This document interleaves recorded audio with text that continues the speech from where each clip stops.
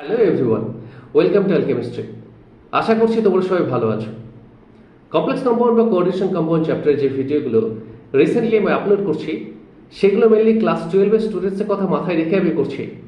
এছাড়া যারা NEET joint এন্ট্রান্সের preparation নিতে চাও, তাদের জন্য ভিডিওগুলো খুবই উপযোগী।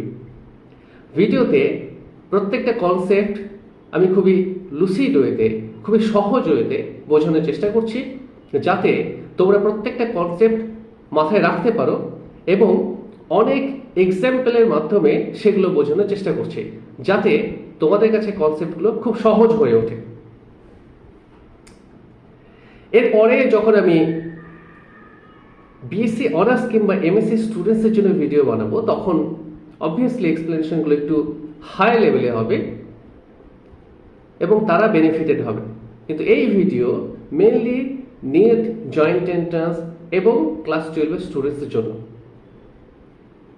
সেজন্য তোমাদের কাছে আমার এটা বলার যে তোমরা ভিডিওগুলো স্টেপ বাই স্টেপ ফলো করো এবং এক্সাম্পলগুলো কিভাবে আমি সলভ করছি সেইগুলো ভালো করে দেখো। কোন কোন স্টেপ আমি অবলম্বন করছি এক্সাম্পলগুলো সলভ করার জন্য, তাহলে সেই স্টেপসগুলো অবলম্বন করলে তোমাদের কাছে কমপ্লেক্স কম্পাউন্ডের প্রবলেম সলভ করা ইজি হয়ে যাবে। এরকমভাবে ধীরে ধীরে যখন চ্যাপ্টারটা শেষ হবে, প্রত্যেকটা ভিডিও তোমরা যদি দেখো, তাহলে দেখবে যে চ্যাপ্টারটা শেষ হওয়ার সঙ্গে সঙ্গে ওই চ্যাপ্টার সম্বন্ধে, কমপ্লেক্স কম্পাউন্ড সম্বন্ধে তোমাদের সমস্ত কনফিউশন দূর হয়ে গেছে এবং একটাও প্রবলেম সলভ করতে আটকাবে না। তোমার প্রত্যেকটা প্রবলেম খুব সহজে, খুব ইজিলি সলভ করতে পারবে। রাইট?